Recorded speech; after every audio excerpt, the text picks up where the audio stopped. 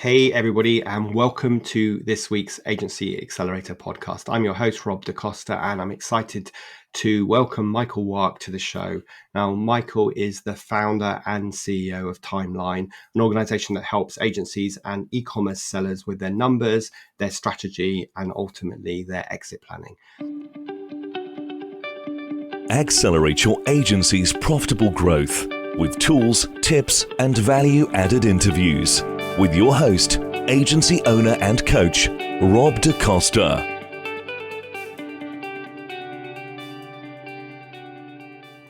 As a chartered accountant and a virtual CFO, Michael helps agency owners focus on what really matters to grow a profitable and fulfilling business. So I'm excited to dig into today's topic with Michael, drilling into the key steps that agencies need to take to scale their agencies in 2024. So Michael, welcome to the show. And is there anything else you wanted to add from my intro? Thanks for having me, Rob. Excited to be here. The business name is Trimline, and that's about having balance and momentum towards your goal. And I'm excited to get into it. Now, let's dive in.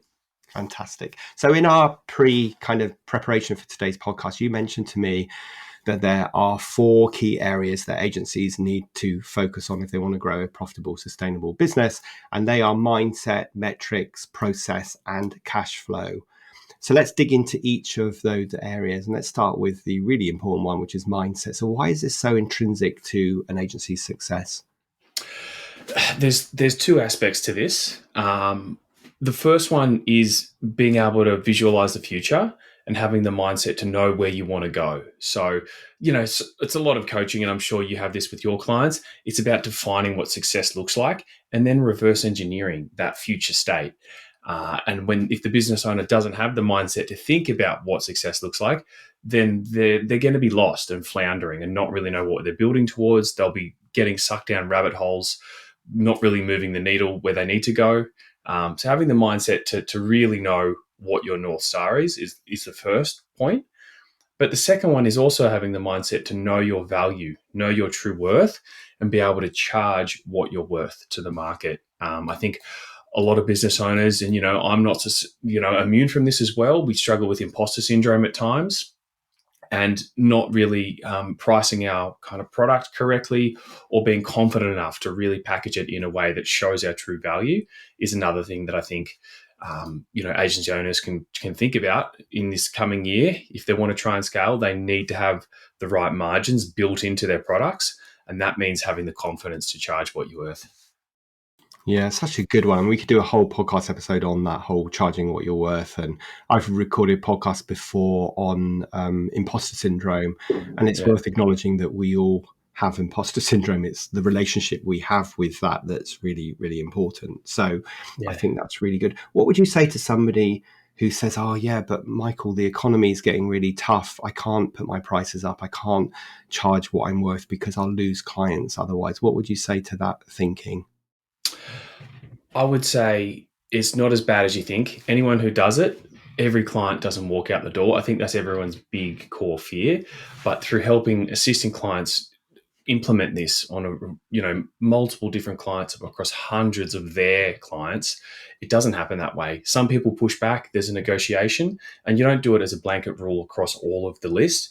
You target the ones that are the least profitable. You have a conversation with them first, you make them aware of it. So there's strategies you can do to increase your prices that lower the risk of everyone walking out the door. Because I've never seen the entire client list or portfolio leave. Everyone understands it's the nature of business, especially at the moment with inflation running really high. Everyone gets it. It becomes a negotiation.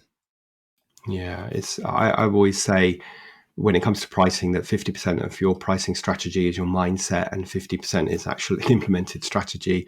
Because if you don't believe you're worth what you charge, then you're never going to charge that value. And then you'll be, being a busy fool or running a charity because you're not making any money. So what would you say to founders who kind of need to get out of their own way when it comes to mindset? Like, what got them from where they were to where they are today isn't necessarily going to get them to where they want to go in the future. So what support and advice would you give around mindset when it comes to that?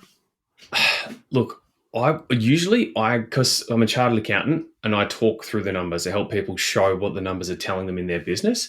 I run a really simple exercise and I ask them what they're paying themselves from their business today. And I would say, what is an equivalent CEO of a similar business? What's the market based wage of that? And usually there's a discrepancy of what they're paying themselves and actually what the market value of what that role should be. And we say, so you're underpaying yourself in your business and you think your business is profitable, but that's only because you're taking a huge discount on your wage. So you tell me you're running 25% net profit, but your wage is half of what it should be, which indicates to me that you're not charging the right amount. So once we put in that full wage, change that number to what the market-based wage for their role should be, and they immediately go into break even negative, and they're like, whoa, this is a broken business model. I didn't realize I've been lying to myself this whole time. And it makes that conversation about, you know what, this is not sustainable. The only reason I'm getting these clients, and they're probably the lower paying poor clients that you don't want, is because I'm underpricing. And you need to go up and upscale in order to get the better value clients who don't hassle you for every dollar. And it kind of becomes clear once they see the numbers. So that's a really common example I do to help people see that it's actually not sustainable. They don't have a sustainable business model.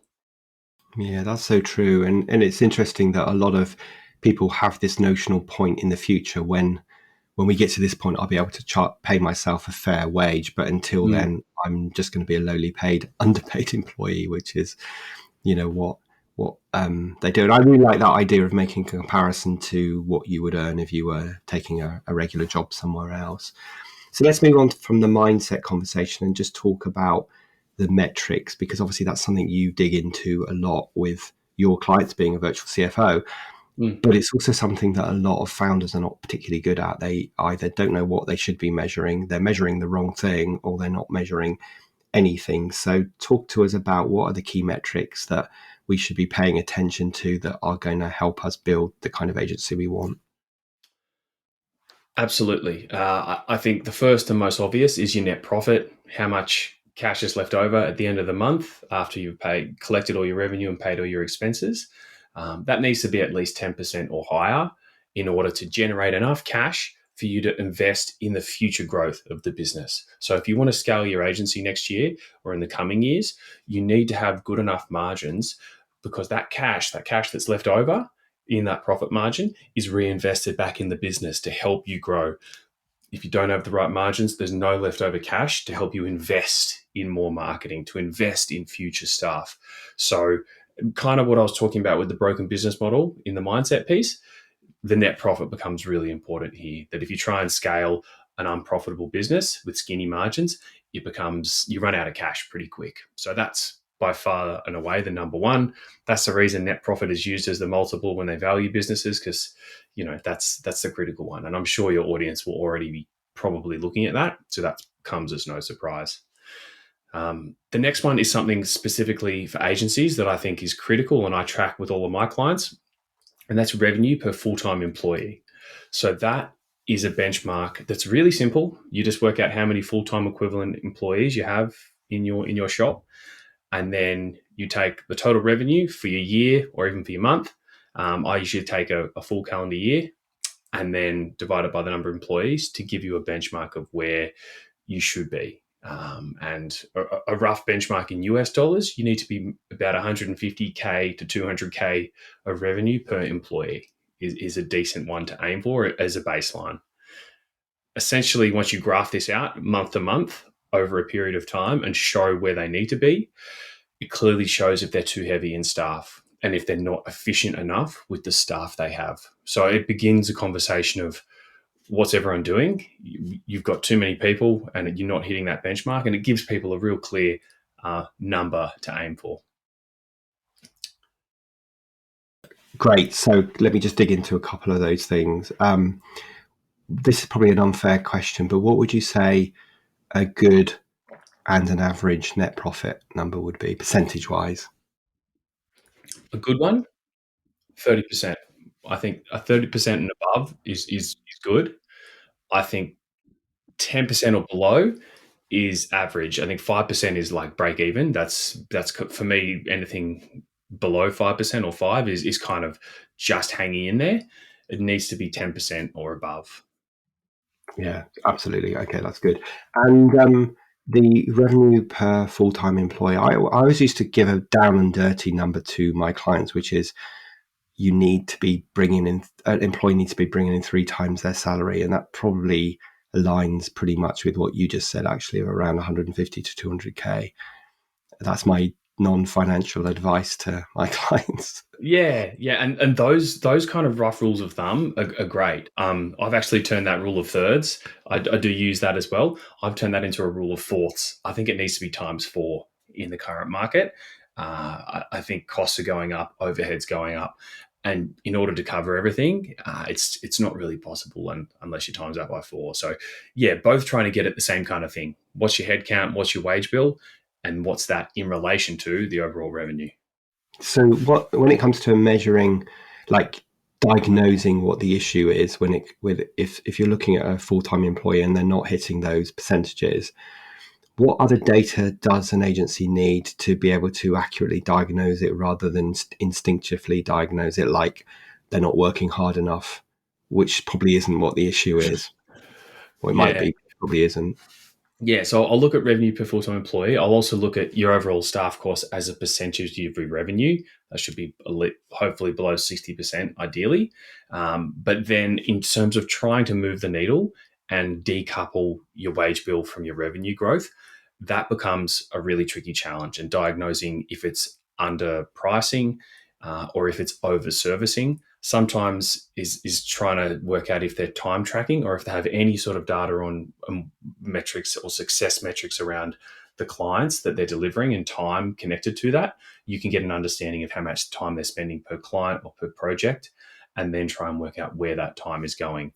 But you mentioned the unscientific ones. Honestly, when I speak to founders, I'm like, give me a gut instinct. Where's the time going?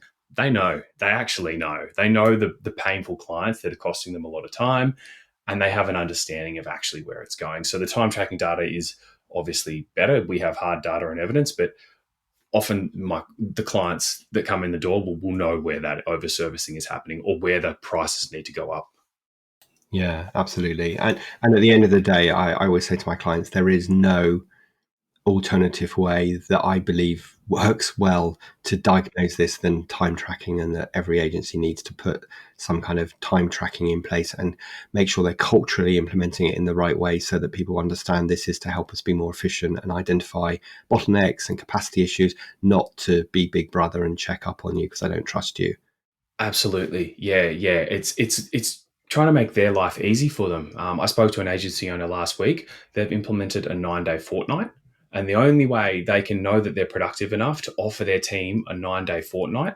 So, every Friday, half the team get it off. Then the following Friday, the other half of the team get it off, is because they know they're productive enough. And the only way they know they're productive enough is that they've got data on it. And they know that they can still hit all those metrics to make the business function, and that requires that time tracking data. Yeah, that's really interesting that the 9-day fortnight is becoming quite a popular thing. I have a couple of people in my group that have implemented this, Yeah, and the efficiency kind of goes up, not down, because people get more laser focused on getting the job done in a shorter period of time. absolutely. Yeah, I think it works, and it's a lot less scary than the 4-day week. I think that's a really aggressive start, so it does make sense to me. Yeah, I do a 4-day week Yeah, because I have a project that I work on a Friday that's not connected to my work. But I tell you what, it is. My days are intense Monday to Thursday because I'm doing 5 days working 4 days basically. Anyway, let's move on to the third of the 4 areas that you mentioned, which was all about process. So basically, we're talking here, guys, about what do you need to focus on in 2024 to make sure you're building a profitable, scalable business. And we've talked about mindset, we've talked about metrics. Now we want to move on to Michael's third area, which is process. So what are the most important processes to put in place and the most important processes to monitor and measure? you hinted at it right at the start, Rob, which is what got you here won't get you there. And as I see businesses and help businesses grow and scale, they need to keep improving and reinventing their processes. It's a continuous cycle. There's no one size fits all, and there's no okay, that's done. And often people grow through fixing the immediate problem, but then causing a bigger one further down the line. So getting people to think bigger picture around the key process flows in their business and the best operating systems to kind of help manage that and that infrastructure is really important. And just being clear on what those are and not be getting too complex on all the other bells and whistles and just executing on those really well. And then once you get to the next revenue growth where you've kind of outgrown that system, reinventing it, not putting a band-aid on it, and thinking what's best in class for our current size and where we want to be in 3 years' time. So trying to think a few years ahead of the game and knowing what do we need to be doing to be a $5 million business, a $10 million business. What are those businesses doing that we're not? And thinking ahead of the game. I think thinking ahead of the game is so important because none of us want to get to the point where everything starts falling apart and stops working because the process or the lack of process isn't fit for purpose. We'd be much better off putting the right foundations in place to grow to the next stage of our business. It's like, building an extension on your home. You don't want to build it with no foundations because it will ultimately fall down, even though it appears to work to start with. So what would you say the first, if I'm a growing agency and I'm going, from literally shouting across the office to saying this doesn't work anymore, what would you say the sort of first standard operating procedures or processes that we should look at to put in place? So one that I really love, and it's based in a book called Systemology. It's called the Critical Client Flow, and it's mapping your client's experience from the beginning all the way through to delivery and being a happy client, mapping their journey through your business and the key deliverables at every point from right at the start of them first learning about you through the sale process all the way to through to a happy delivery, and ideally maybe monthly recurring revenue if you've got that, how you consistently deliver it. So it's called the Critical Client Flow from a book called Systemology. And having a really simple understanding of how that is for your clients is the first one I would really focus on. And then obviously being the accountant and being the risk mitigator, I would say make sure you've got clear financial processes for making sure that you're paying people on time, that you're reducing the risk of fraud in your business. Money is often why businesses go broke. Businesses go broke because they run out of cash. So make sure you've got some processes around tracking that as well. Great ones. I always like it when a guest says exactly what I would say to a client. So, because I would always say, like, map your client journey in your business, have the documented process for winning clients, onboarding clients, servicing clients, exiting clients, and make sure that everybody understands that and is delivering it. So no matter which client you're working on or which person in the agency is working on that client, the client gets a consistent experience. How do we roll these? I don't know where you got a thought on this, but how do we roll these processes out so that they are adopted and bought into by everybody? Because often you would work really hard on a process and then be really frustrated that people don't implement it or don't use it as you would want them to. A time recording being a good example of that, I think. Yeah, culturally, that's a tricky one. With the time recording stuff, I see people have success by implementing it within one team, often one of the higher regarded teams in that business. And then once it's in that team, it's then rolled out amongst everyone else. So it's kind of like, well, they're already doing it. You now need to adopt it. So it's kind of like initial and then bigger picture. So that's the time tracking one. For the rest of the month, so what was the question? It was just like, how do we make sure that systems are universally adopted and delivered consistently, no matter who it is in the agency? Because it's one thing having a system, it's another thing getting people to actually use it. Yeah, yeah. I've seen the most success. Written systems are great, and I've helped build them for people, and there's software you can put them in. But honestly, the simple screen share video and recording how the best person in your business currently does it and having that on hand for anyone else that comes into the role to look at is often the simplest and the quickest for people to learn that process. And Yeah. that I feel like the visual aspect, you can speak over it as you record your screen, is often the most effective way to show this process. And then a simple way to track that critical client flow in order and the steps to do it. Honestly, that's the simplest and I think the most effective. Yeah, I mean, Loom is definitely your friend when it comes Yeah. to doing that. I use that with my team, and for me, it's much quicker to show somebody than it is to write it down in a detailed document. But I've also found the benefit of having documented standard operating procedures means that you care less about who's actually doing the work. But you care more about the output and the outcome. So, and you can be confident that it's being delivered consistently because you've got, really good detailed guides. Yeah, yeah. And in terms of implementing the more official SOPs, and as you grow and develop as a proper business, you need to have them. That's part of your playbook, and that absolutely needs to happen. Having the person do the initial recording and writing that, and then having a second level reviewer to sense check it for understandability, and then making sure it's referred to. And often it needs to be trained from the managers down. If a question's asked, a simple question is asked about something, you immediately say, have you checked the operating procedures? Please check there first before asking me. And if it's not in there, we can add it, but please check there first. So trying to funnel people towards your workshop or your Bible is really where you need to go first. Yeah, that's great. And that, of course, that's creates the right behaviors in the agency and stops people just being lazy and deferring to you. Yeah. I really, I'll put a link to the systemology book that you mentioned in the show notes because I, really think that documenting that client journey across the agency is how you're going to retain and grow clients and have happy clients and happy staff as well. So that's great. So let's move on to the fourth of the four areas that you said are super important, and that is cash flow. So tell us a little bit about what we need to be measuring, what the leading and lagging indicators are, and everything else for good cash flow. Yeah. Yeah. So, I mean, this podcast is about how to grow and scale your agency.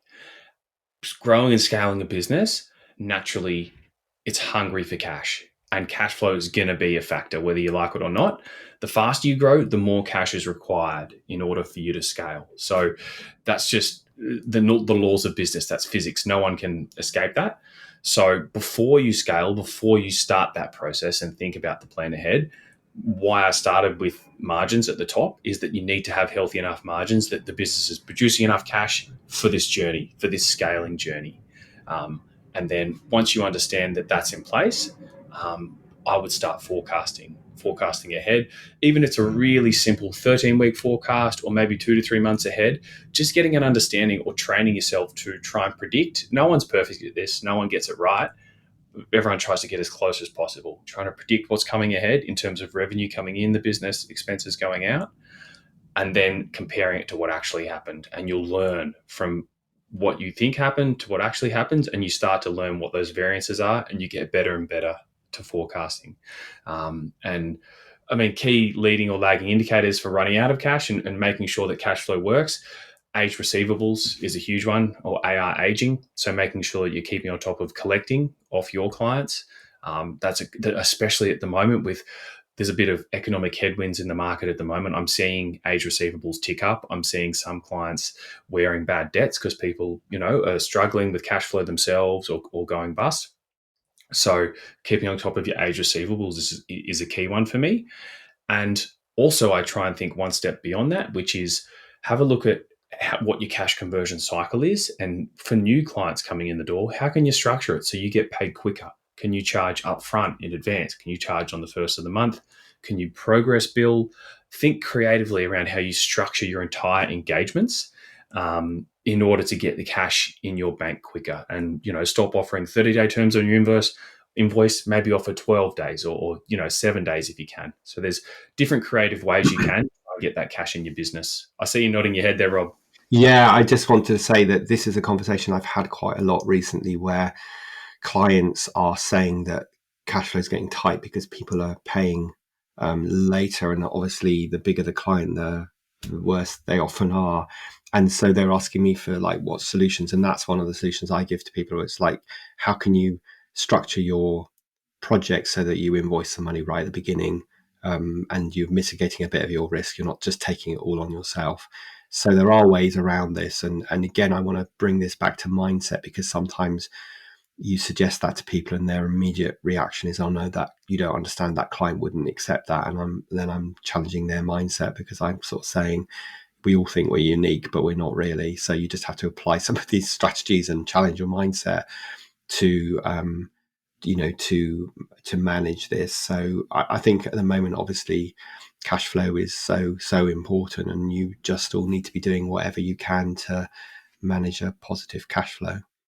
Yeah, absolutely. And also, what helps is having working capital in your business. So don't take it all out as dividends. Having 2 to 3 months worth of operating expenses in your business to help you weather those short term storms when the big end of town want to treat you like a bank and not pay you for a while. I see that so often as well, Rob, and it infuriates me. Yeah, That they treat the small players like banks, and even people managing their media spend for them, they want to delay that, even though the ad spend has gone out last month. It's rife in the industry and is one of my pet peeves.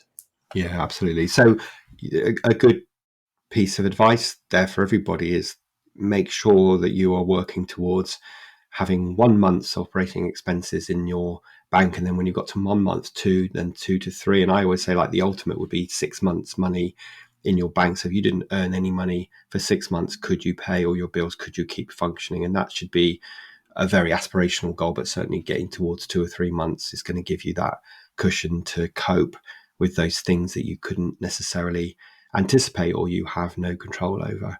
Yeah, yeah. And even if we take the more positive approach, which is this is a growing, scaling agency, they've got a great niche and they're doing well this coming year, your profitability will still take a hit as you hire that next team member and you invest in the future of your business to deliver those additional services. You might go from 10 or 15% net profit down to 5% for a while, whilst you're wearing that staff member's wage, whilst they're getting up to speed and before they become actually profitable in the business. So you need to have cash reserves and cash flow to help cover that drop in profitability before they start actually helping towards your top line. So there's all these big hires and big investments. Maybe it's a new office space that naturally will hit your profitability. And when you start forecasting it out, have a conversation with your advisor or someone in your world that knows about forecasting. You'll be able to see those drops as you make those investments. And then ideally, it'll pick back up a few months later. But having those cash reserves help you weather that kind of few months whilst it takes a bit of a dip. And it naturally takes a dip as you grow. Yeah, absolutely. I think that's good advice, and it kind of helps to sort of wrap this up, which is why you need to be focusing on these 4 areas that we've talked about today, so that you are focusing on the right things, you are monitoring and measuring the right things, and you are reacting to to all this data. Have you got any final sort of, putting you on the spot here, but have you got any final wrap up thoughts around anything else that agencies need to be focusing on to make sure they have a great year ahead despite what will probably be a challenging economic environment?